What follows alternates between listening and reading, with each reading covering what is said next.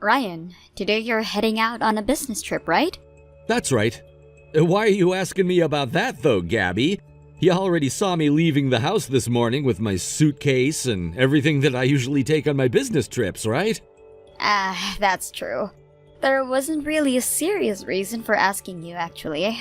I was just making sure there wasn't any changes of plans for you, or you might have to come home earlier or later from that trip. You know, you won't have anything like that coming up, right? Well, there's never 100% chance that nothing is gonna change with my schedule or anything, but I've already arrived at my hotel now and will be staying here for a night or two. I see now. Well, if that's the case, then I have nothing left to ask. Sorry for asking you something strange like this when you're probably really busy. Well, it's not a problem, I guess. Now, you have a good time with that business trip. And good night. Sure, good night.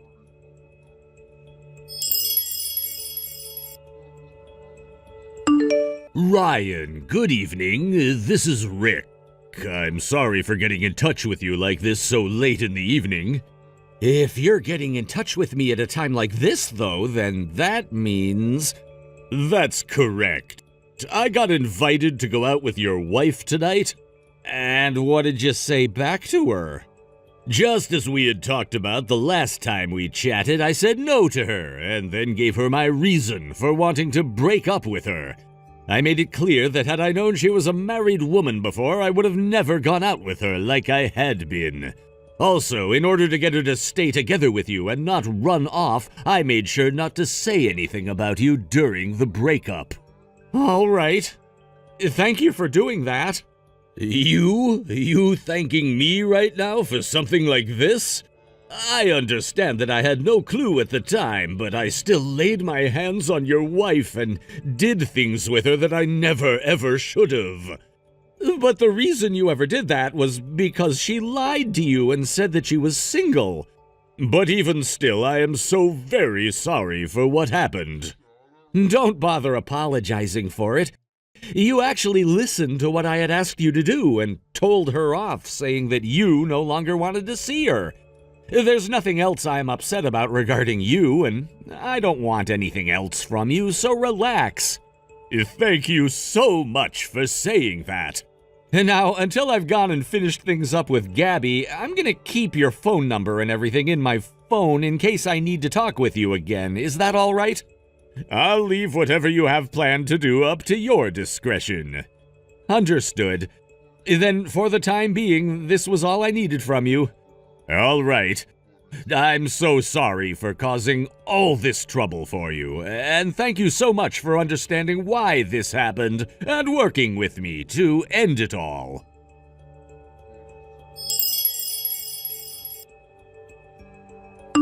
Ryan, I'm sorry. I would like for you and I to get a divorce. What? What's all of this about? Good point. To you, none of this probably makes any sense at all and is very sudden for you. But to be honest, I have found myself a new man that I really like. Huh? What are you trying to say, Gabby? You are my wife, aren't you? So you have to get how crazy what you're saying to me right now is, right? But there was no helping this. I mean, even he is in love with me. Who is the man you're talking about right now?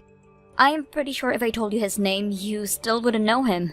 But his name is Rick, and he's a 23-year-old man. What?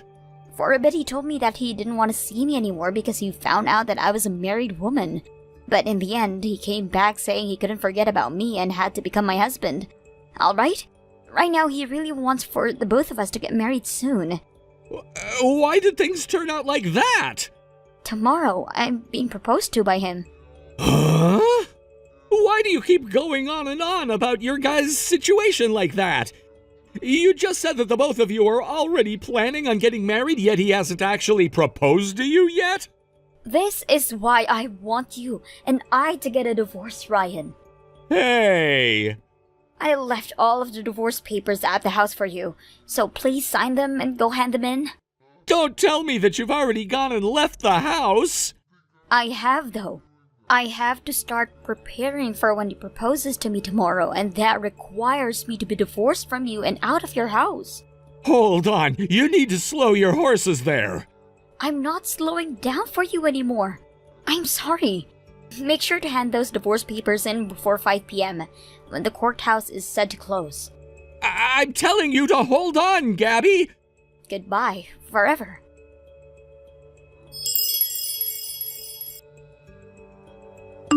Ryan, I know it has been a bit since you and I last talked, so I'm sorry, but something really crazy has happened on my end. What the hell am I supposed to do about all this? Did Gabby come out to you asking to stay at your place? She did. Just a second ago, she arrived at my apartment and started to ring my doorbell non-stop over and over again. She's still out there, sitting on the ground with some suitcases alongside her.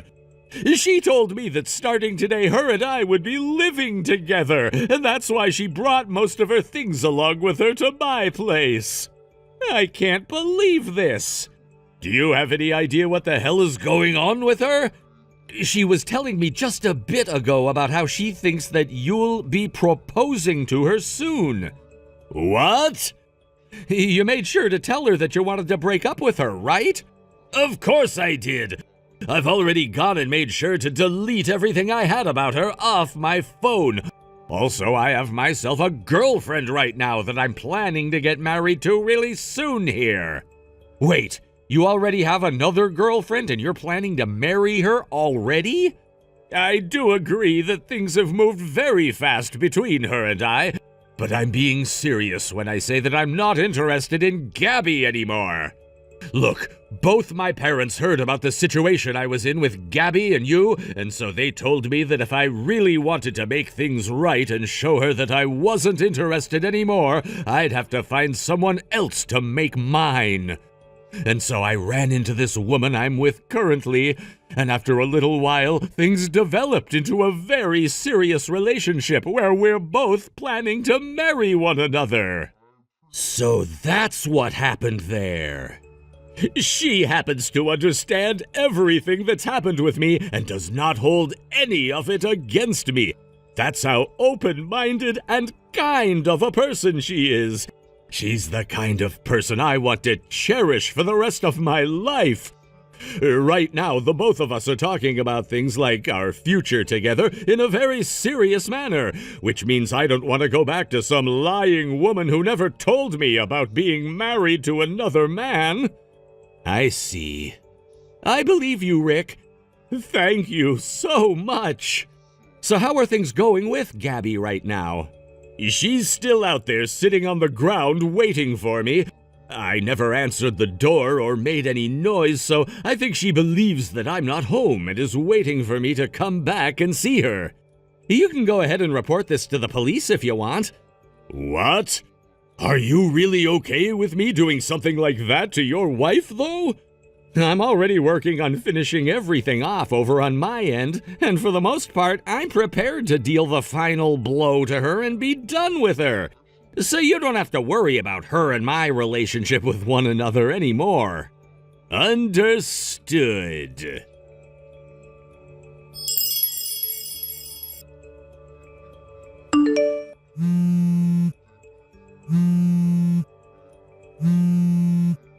Hey, Ryan? I'm back home now. Why are all of your things no longer in our house now? Oh, so you came all the way back to the house? I sure did. It turns out I was being played by Rick that whole entire time. He invited me all the way out to his place, making it sound like he wanted to get back together with me and all. Yet, all he did was sit in his place acting like he never was home. And then he went and called the freaking police on me. And for that past week since that day, I have been having to go through all sorts of crap. My parents both had to come all the way out to the police station to come and get me, and were pissed. And I was informed that Rick went ahead and had a restraining order placed on me so that I could never go near him or his apartment ever again. Oh, he got a restraining order on you, did he? Right? He's such a jerk for doing that, right? He should have been proposing to me then, but instead, all of this had to happen to me. I have something I'd like to ask you about. What was your reason for thinking that he was actually going to end up proposing to you then? What? What you were telling me before is that he left you saying that he never knew before that you were a married woman, right? And then you said something about how he said he could never forget about you and that he'd propose to you. Can you explain to me what your reasoning was behind thinking he'd propose to you? I saw him going out to buy an engagement ring from the store.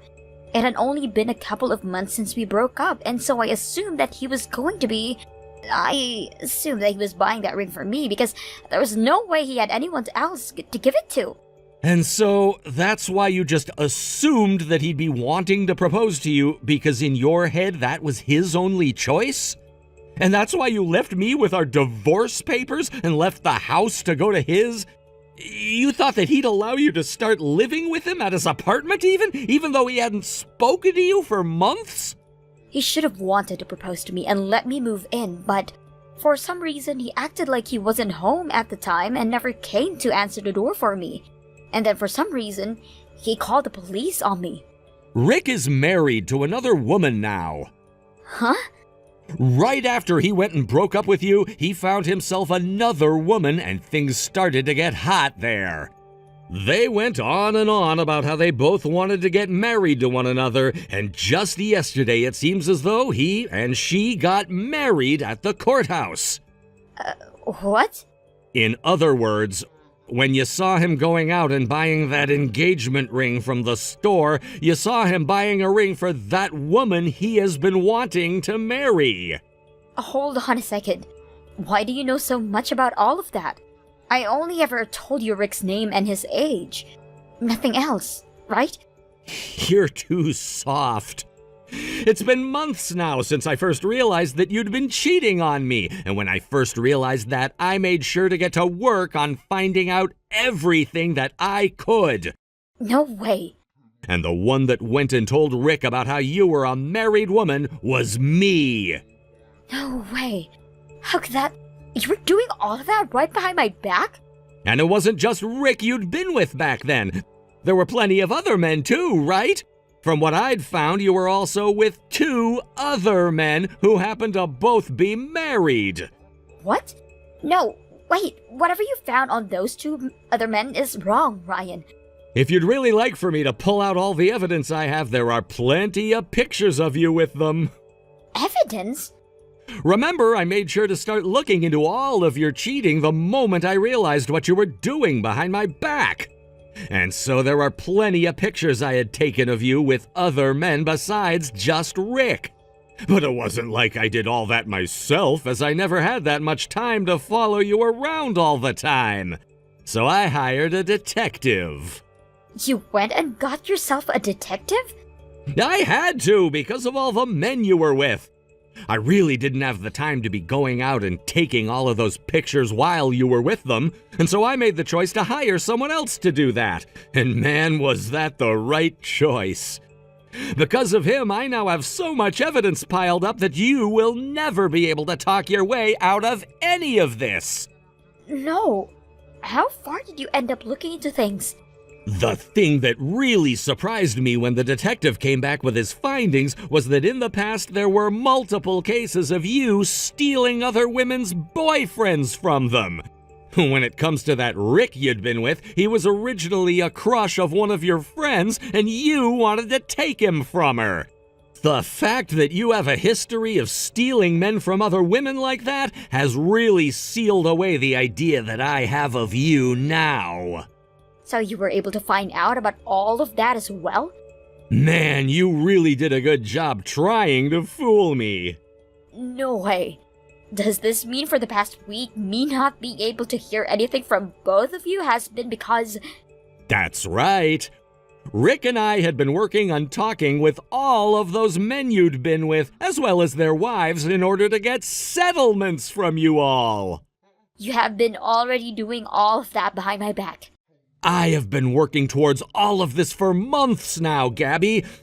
Now, as for the house situation and why my things are no longer there, I went ahead and transferred jobs within the company and have moved away with my parents in tow. So don't even bother trying to go to my old office or my parents' old house. What is going on here? What's going to happen to me? Ah, that's a good point. I was just about to get to all of that. To start, my lawyer is gonna head out and visit you. Your lawyer? He has to be there in order to tell you about the settlement I'll be getting from you thanks to all of that evidence I've gained. A settlement? Why are you getting so surprised by all of this? Calm down. Please, you knew all of this would be happening if you were found out after you went and did some of the most unfaithful things known to man. Ryan, don't you think that the two of us could try one more time being a couple? Impossible. That was very immediate. I was just sending you the reply that anyone would send to you. Now, for one other thing. There's still more that you're going to tell me about? Before you got married to me, you were in plenty of debt, right? You went and paid that all off with my savings, correct? And never told me a thing about it. You knew about that? That was actually the first thing I noticed you'd done behind my back. It was because of that and me taking a look into why you would do such a thing to me that I found another trail leading to you cheating on me with multiple different men. No way. I know this is pretty obvious for me to be saying, but you're gonna pay me back all of that money you used as well. All of it?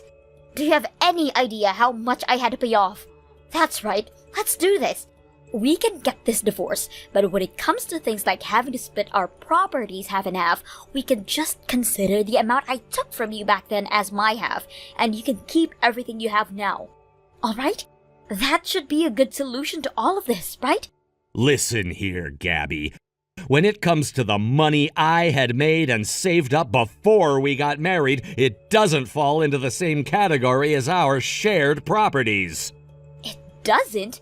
So give me that money back. Hold on. From now on, please talk with my lawyer about whatever else you have to say to me. And make sure to contact him when you have my money ready. No way. Ah, and as for the divorce papers you left me with a week ago, I already handed them in, signed and all. I don't have any money, though. You're kidding me, right? Not at all. Ryan?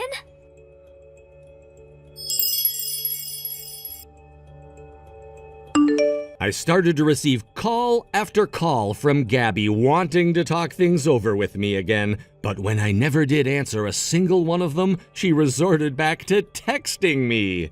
And each one of her texts read, "As long as I go back to you, we don't have to fight anymore, right?" I got so irritated over all of those text notifications that I just blocked her in the end.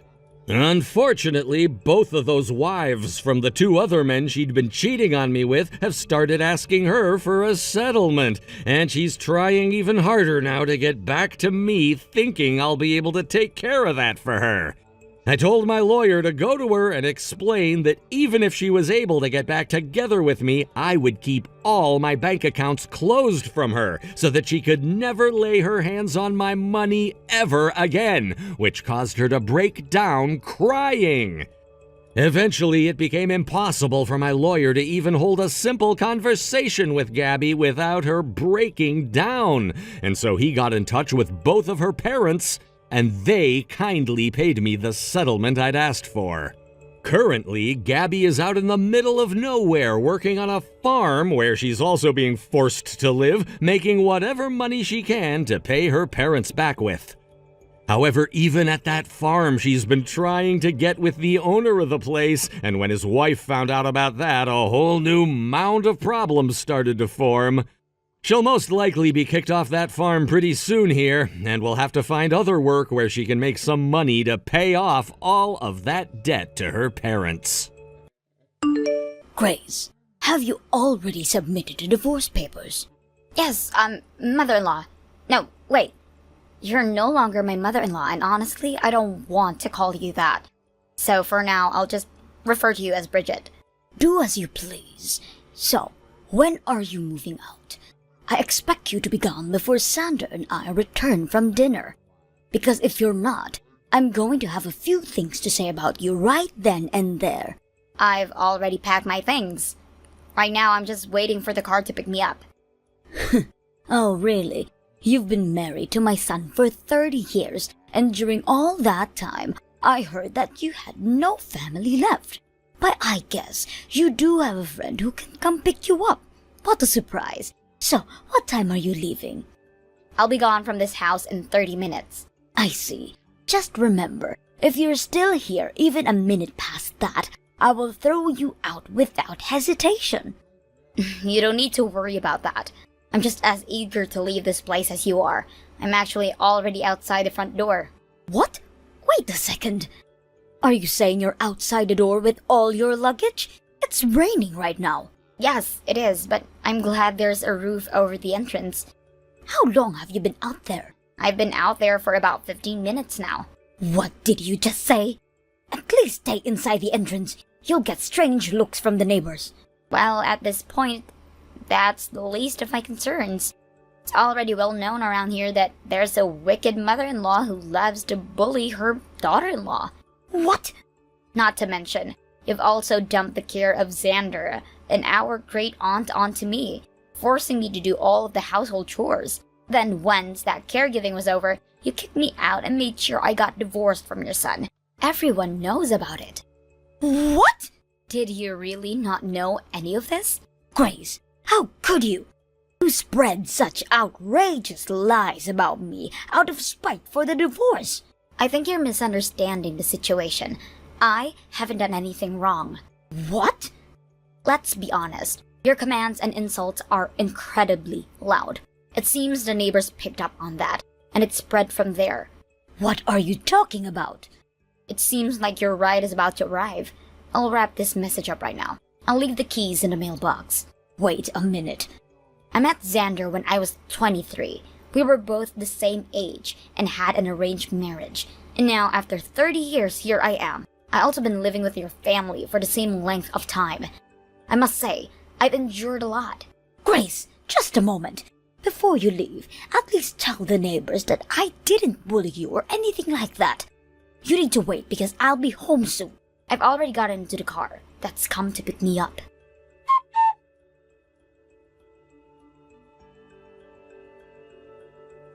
What? What's going on here?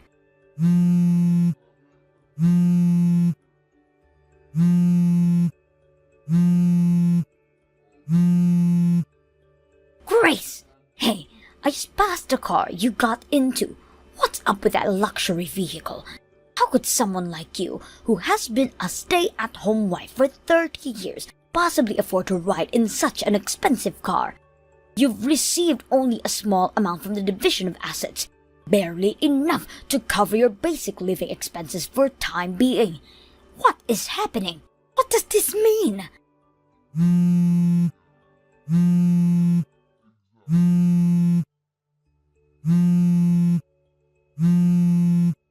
Grace, you need to explain this to me right now.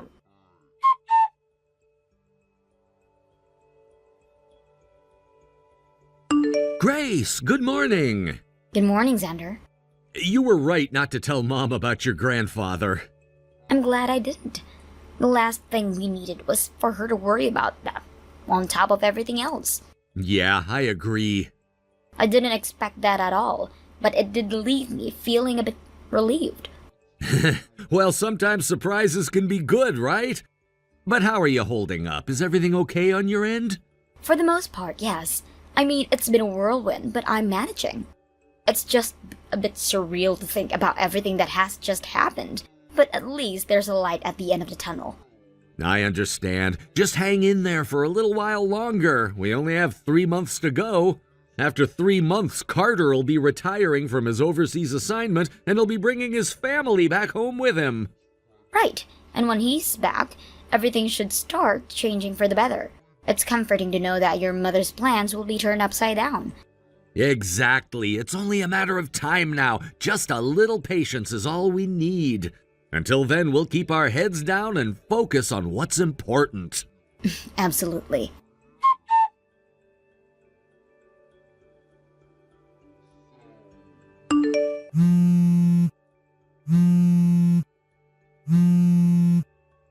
Xander, Mom, what is it? what is going on here? What do you mean? Why is Carter's luggage arriving at our house? Carter has moved overseas with his family and has been living there for over 10 years. Wait, did I not mention that I heard from him? He's coming back today along with his belongings. What?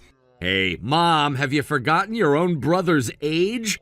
There's more than a decade difference between you two, so at least try to remember his age. What does his age have to do with this?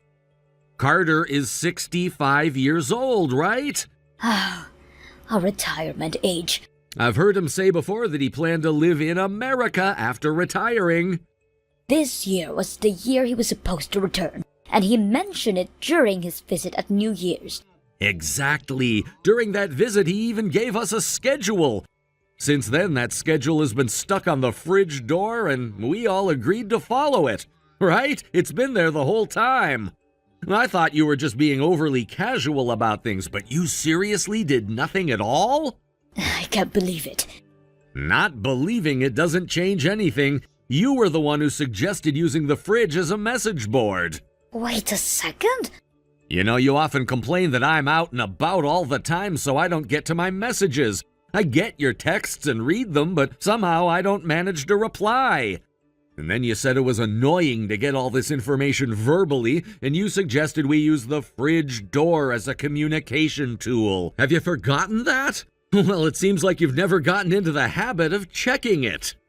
So what about the preparations? Well, the house is in his name. When he comes back after retiring, he'll give up the house and we'll have to move out. That's been the plan, right? Wait. And I thought that since this news about an overseas assignment came up, I wanted you to discuss your future plans with him. It's an important issue, so I thought you should at least hear it verbally first. But you seemed so uninterested that I wasn't sure if you were paying attention. So I wrote a reminder and stuck it on the fridge, too. Hold on. I'm going to check.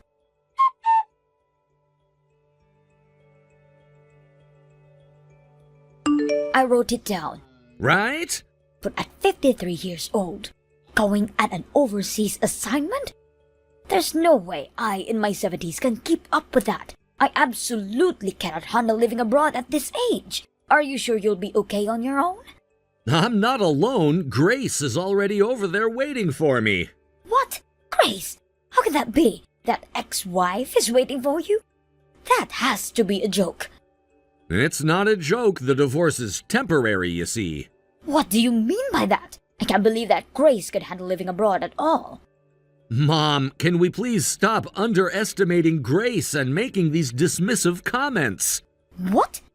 Sure, Grace has been a full-time housewife for years, taking care of your grandmother and father, but she graduated from a prestigious university with excellent grades. She's always been academically driven. When she took online courses to prepare for living abroad, she quickly regained her language skills without letting the long break affect her. But the financial situation. That's where we get to the main point of our conversation. The main point? First of all, Grandma passed away 2 years ago and Dad passed away 3 months ago. Grace has worked hard all those years caring for them, and now that her caregiving responsibilities have ended, you pushed for me to divorce her as if she were no longer needed. Because I truly didn't need her anymore. Actually, Grace's maternal grandfather is quite wealthy. At the time of the divorce talks, he approached Grace about giving her a living inheritance. What? It seems that Grace is the sole legal heir to her grandfather's fortune. To avoid unnecessary disputes among relatives who have no rights to inherit in the future, he wants to settle everything now. I can't believe there was such a discussion. You know that you would absolutely want to get involved in this conversation, and you would definitely make your opinions known. Of course, whatever belongs to my daughter-in-law should be considered part of the family wealth. It's only natural for me to weigh in on this. See, this is exactly why we got divorced. What? Common sense and the law both dictate that neither I nor you have a say in this matter. It should basically be limited to Grace reaching out for advice when she needs it. Considering this, I thought it might be best to leverage the fact that you kept pushing for the divorce to smoothly progress the discussion about the living inheritance. Leverage? Once divorced, we're just strangers. You wouldn't be able to interfere in someone else's family inheritance matters, would you? Xander, you can't be serious. I'm serious. From the beginning to the end, I've been on Grace's side. I plan to remarry her when the time is right. Why? Grace has told me that she could endure the caregiving duties because I, along with your mother and father, expressed our gratitude to her countless times. She said that our appreciation is what kept her going. There were times when I suggested separating, but she insisted she couldn't while taking care of your grandmother and father. There's no way I could abandon such a respectable wife. On the contrary, I feel that I owe her a lot, and I want to repay her kindness going forward. But what am I supposed to do now? I'm saying you should think about your future plans after Carter comes back. I never imagined things would turn out to be like this. Regretting the way you treated Grace won't change anything now. I just hope that your regrets will positively influence how you handle your future and your life going forward. Well, goodbye for now. Wait, Xander, I was planning for you to take care of me when I need assistance in the future, and now you're off on an overseas assignment? I'm in trouble.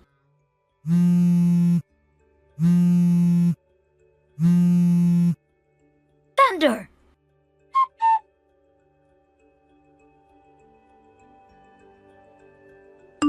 Grace, I'm currently at JFK Airport. I think it's around the middle of the night here. I just wanted to reach out before my boarding time, which is coming up soon. Thanks for the message, Xander. I figured you'd be reaching out, so I stayed up to wait for your text. Oh, really? I appreciate that. By the way, how is Bridget, your mother, doing? Well, she's managing. Right around the time Carter's luggage arrived, I quickly moved out of the house. I just sent her a quick message to say goodbye a little while ago. I see.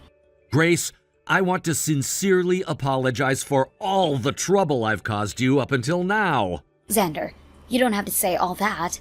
I really appreciate everything you've done for me, too. I'm grateful for your support. Yeah, but let me say this. Thank you for everything up until now. I hope to continue working together as we navigate this new chapter. Absolutely. I look forward to it. All right then, it's almost time for me to board the plane. Okay, please be careful during your travels. Thanks, I will.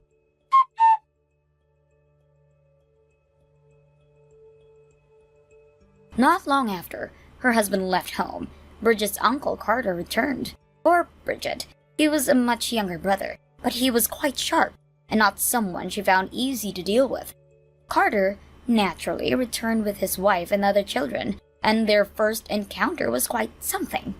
Right off the bat, he bluntly stated, "If you're going to bully my wife or mistreat my children, then you need to leave." That was the way he settled things, and it made Bridget's heart sink a little. Unbeknownst to Bridget, arrangements were already in progress for her admission to a nursing home, which she could enter thanks to her pension. It seemed that her family had been making decisions for her without her knowledge, further complicating her already challenging circumstances.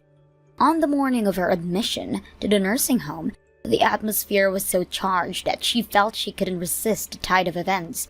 She left her beloved home in tears, heartbroken at the thought of leaving everything familiar. The weight of her situation hung heavily on her shoulders as she stepped out of her home. It felt like a piece of her soul was being left behind. Days turned into weeks, and weeks turned into months. Each day was a reminder of the choices she had made and the estrangement from her family that followed. The once vibrant woman who had filled her home with laughter and love found herself isolated, engulfed in memories that now felt like ghosts haunting her. She looked out the window, watching the world go by, yearning for the familiar sights of her neighborhood, the friendly waves from neighbors, and the simple joys of her past life. Each passing car, each familiar face, that she recognized but couldn't create, felt like a stab to her heart. And it was as time had moved on without her, leaving her in desolate space of loneliness. Bridget's health began to deteriorate as well. The physical manifestations of her mental anguish were evident. She had aged significantly in what she felt like no time at all. Friends from her past life would have hardly recognized her had they seen her now.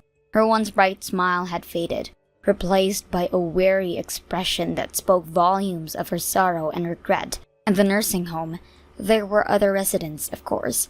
Some were friendly, some were withdrawn, each with their own stories of loss and longing.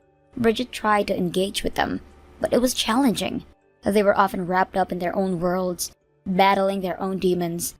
She could see reflections of her own struggles in their eyes, people who had been cast aside by life. One day, as she sat in the communal area, she overheard a group of women discussing their families, sharing a laughter over memories that made them feel connected. Bridget felt a pang of jealousy and sadness as she listened. The warmth of familiar love seemed so far removed from her reality, as she wished desperately to be part of such conversations. Instead, she found herself retreating into her own silence, feeling like an outsider in a place that should have felt like a community. As time passed, Bridget reflected on her past, contemplating the choices that led to her this point. Her mind often drifted back to the day her husband left. It was a day filled with confusion and heartache, but she had never anticipated how drastically her life would change in the aftermath. The emotional wounds ran deep, and the healing process felt almost impossible within the confines of a nursing home. There were moments of clarity amidst the fog of her thoughts. Bridget recognized that she had been stubborn, unwilling to bend or adapt to the changes in her life. She had allowed her pride to dictate her actions, which ultimately led to this place of isolation. The realization stung, but it also sparked a flicker of determination within her. With a newfound sense of purpose, Bridget resolved to try and connect with the other residents more actively. She began participating in activities, attending group meals, and engaging in conversations, even when it felt uncomfortable. Little by little, she started forming connections with few of the residents who shared similar experiences. Their stories resonated with her, and together they found solace in their shared struggles. As weeks turned into months, Bridget found herself laughing more often. The sound of her own laughter surprised her. It felt foreign, yet beautiful. In these moments, she felt a glimmer of hope that perhaps life could still hold joy for her. Each small interaction with her fellow residents began to chip away at the walls that she had built around herself. However, the road to recovery was far from smooth. There were days when the weight of her regrets would come crashing down on her, leaving her feeling desolate once again. During those moments, she would find solace in the garden outside of the nursing home. Surrounded by the beauty of nature, she would take a deep breath, inhaling the fresh air as she closed her eyes. The scent of flowers and the sound of birds chirping would envelop her, providing a much-needed reprieve from her thoughts. One particular afternoon, while sitting on a bench in the garden, Bridget struck up a conversation with a woman named Margaret, who had just moved into a nursing home. Margaret was vibrant, with a zest for life that was infectious. She shared stories of her travels, her family, and the adventures she had experienced. Bridget found herself captivated by Margaret's energy and warmth, feeling drawn to her like a moth to a flame. As they spoke, Bridget felt a renewed sense of hope. Margaret encouraged her to embrace each day with an open heart, reminding her that it's never too late to find joy again. Their friendship blossomed, and soon they were inseparable, sharing meals, stories, and laughter. For the first time in a long while, Bridget felt seen and valued. With Margaret by her side, Bridget began to participate in more activities organized by the nursing home. They attended art classes, engaged in book discussion, and even joined the gardening club.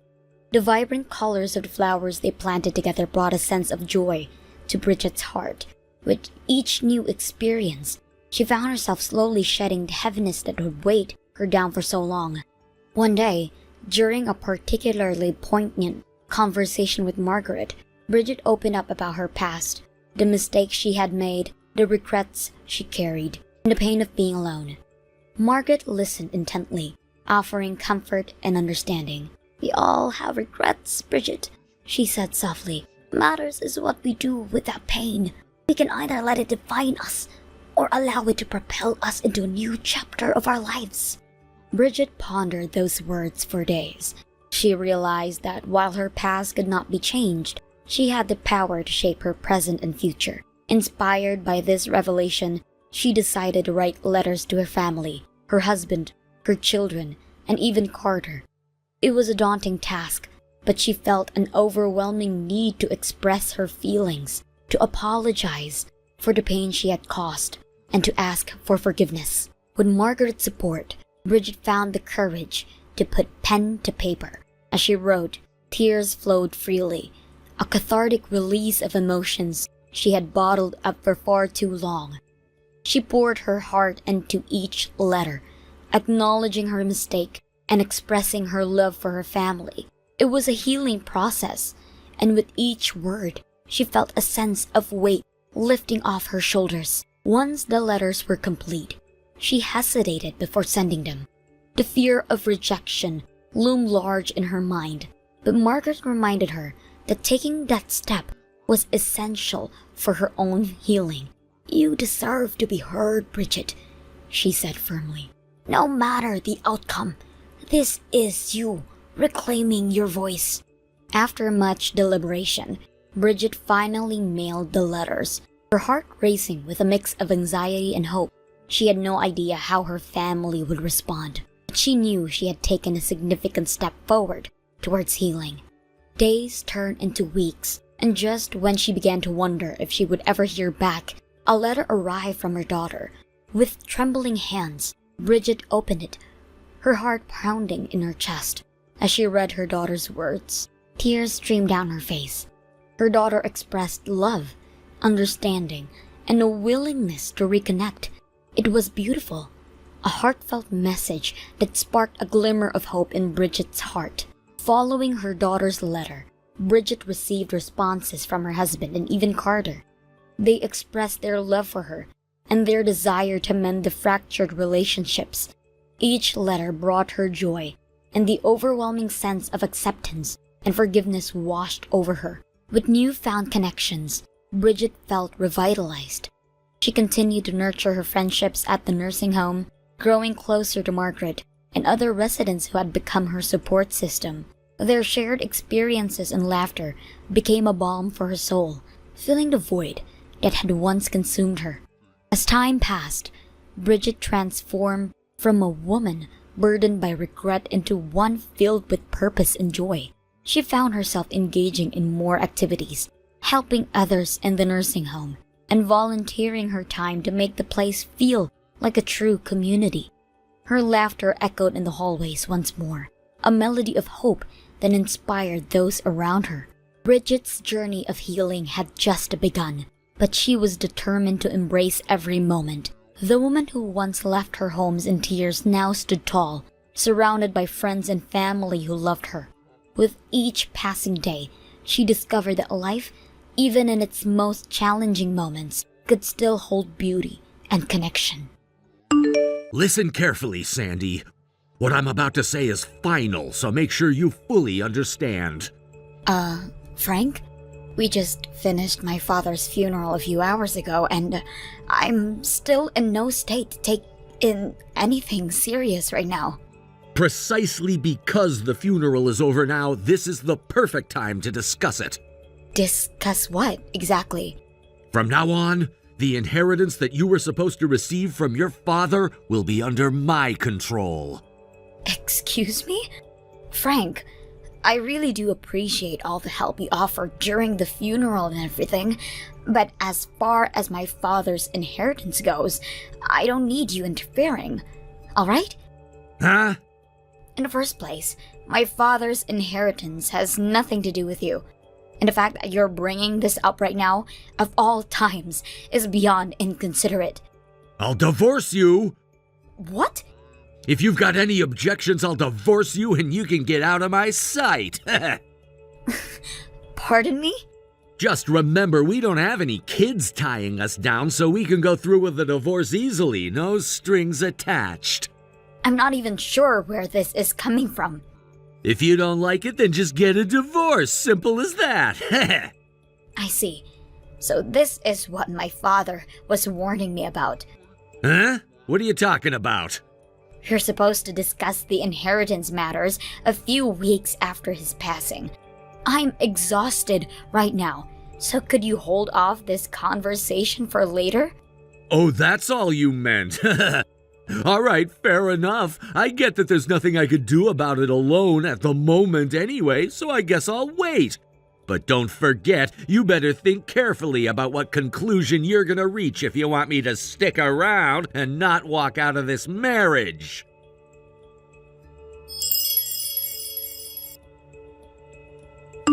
Hello, Riley. Hello, Sandy. I'm so sorry to disturb you during your time off. Is now a good time to talk? Yes, it's perfectly fine. First of all, I want to thank you for everything you did during my father's funeral over these past few days. You were there to help with every detail, and I couldn't be more grateful. Oh, don't mention it. Your father taught me so much in my role as one of his secretaries over the few years, and I feel incredibly honored to have been able to assist in giving him a proper farewell. Hearing you say that means so much. I'm sure my father would be glad to know you feel that way about him. Thank you. From now on, I'll be the one who needs your support. Though, honestly, I feel like I've already been relying on you so much. I'm really looking forward to working with you. The pleasure is all mine. I look forward to working with you as well. Apologies for the long introduction, but you want to talk about your husband, don't you? Yes. This is a delicate time, so it's no surprise you picked up on it. Yes, it's just as your father said it would be. I think it was a good decision to be prepared in advance. Really? Thank you. Now that I think of it, it was the information you shared with us that helped us take precautions in the first place. I don't know what I would have done without your help, so thank you again. No need to thank me. It was just something I happened to witness, but I'm glad if it ended up being helpful to you. Well, about that next step, I'll be coming into the office tomorrow afternoon, so I'd like to discuss this further then. Yes? Understood. I'll inform all of the relevant parties and make the necessary arrangements. Thank you. I appreciate it.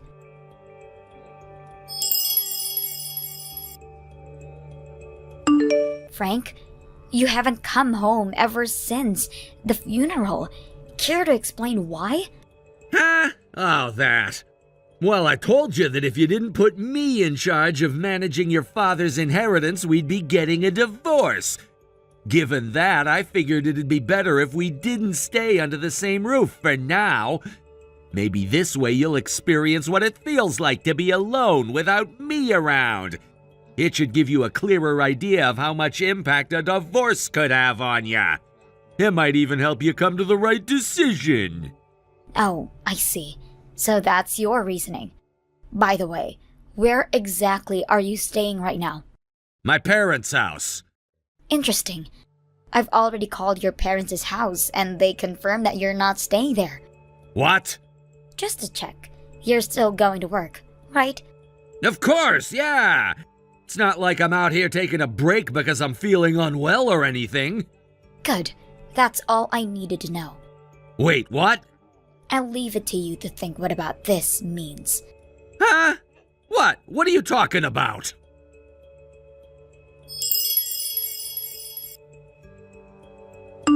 Thank you for today. Of course, everything went smoothly, with everyone in full agreement and no conflicts. That's a relief. Now it feels like we're finally getting started for real. Let me say once again, congratulations on becoming the new president. Thank you very much.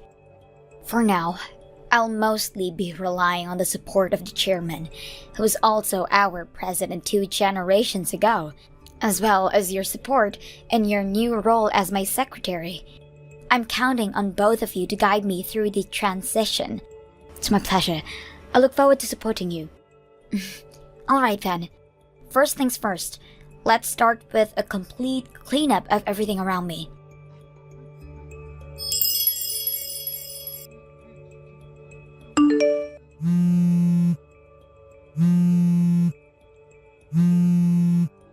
Hey, Sandy! What did you do to my company? Your constant calls are getting annoying. That's because you still haven't told me what you did to my company!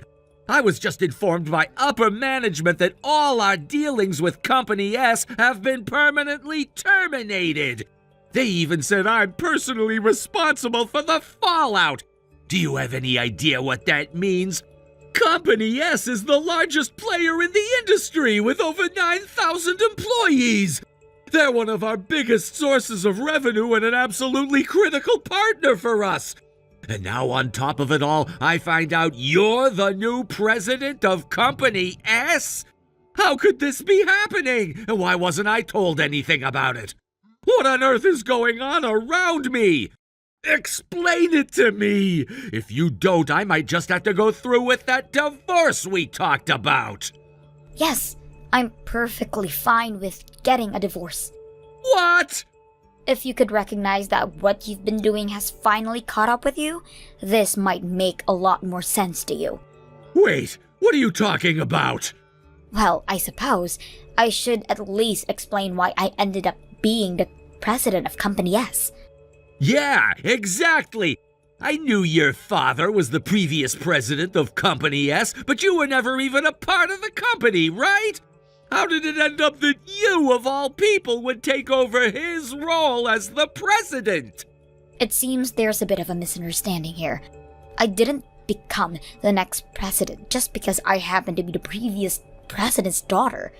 What's that supposed to mean?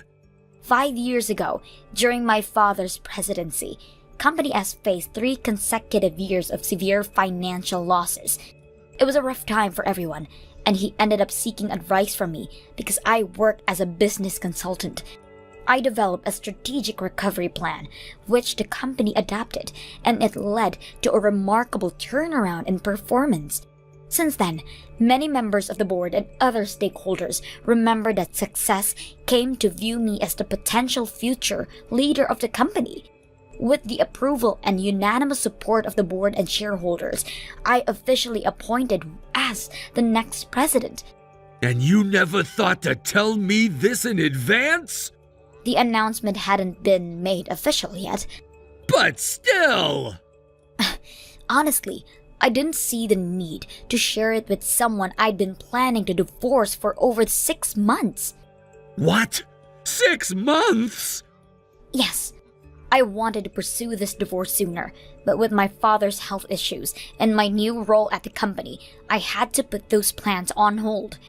Now that things have been settled though, I'll be moving forward with this, so I'd suggest you prepare yourself.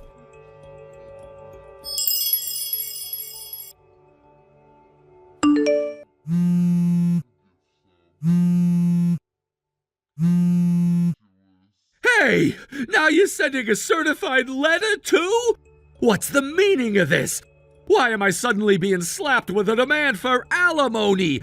And what's going on with me handling your father's inheritance like we discussed? First of all, you never had any legal right to be involved in my father's inheritance. Are you trying to get divorced? Is that what you want? I already told you, a divorce would be perfectly fine with me. Why? Why are you doing this all of a sudden? Should I spell it out for you? Everything is out in the open now. Or don't you have any idea why this is happening? Out in the open? What are you talking about? For instance, the place you're currently living? Since you've stopped coming home, you're now staying somewhere else, right? I believe it's a unit about a 10-minute walk from A Station's north exit, specifically H Heights, room 103. It belongs to a woman named Avery. Who? What? She's your affair partner, isn't she? Wait a minute. And let me guess. That certified letter I sent, it was delivered to that address, wasn't it? You're scrambling right now. desperately trying to figure out how all of this is falling apart around you. But isn't it obvious? I'd suggest you start connecting the dots. This can't be happening!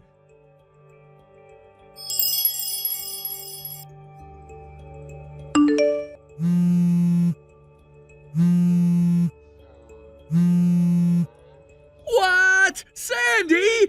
I just got fired from the company! What on earth is going on here? Is halting all our transactions not enough for you? Look, the decision to fire you was made internally within your company after a thorough evaluation of your conduct. You can't just blame everything on me. This makes no sense at all!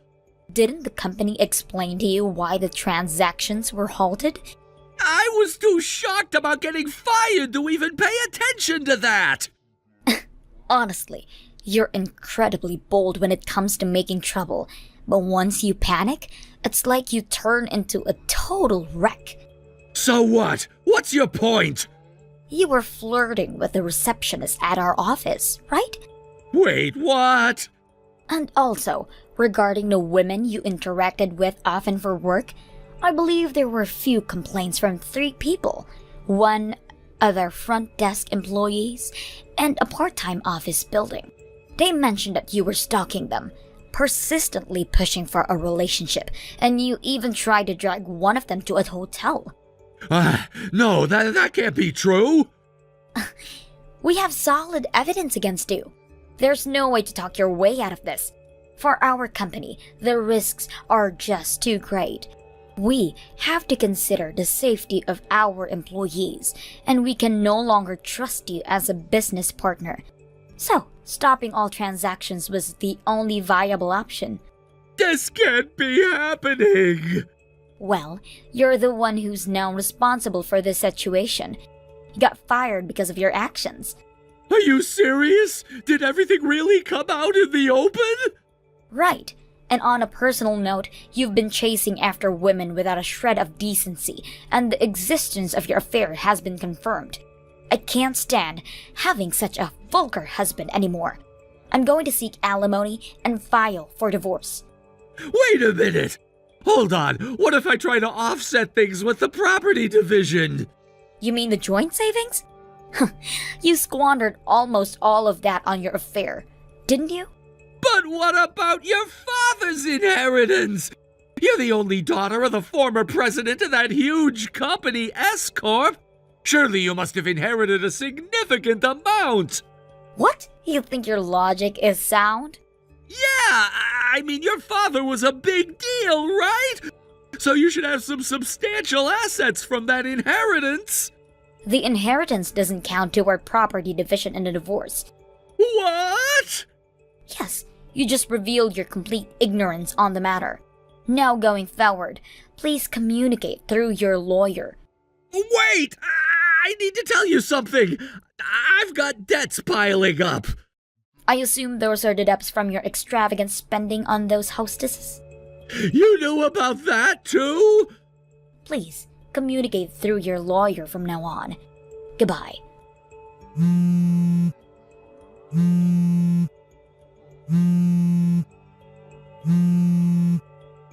Sandy!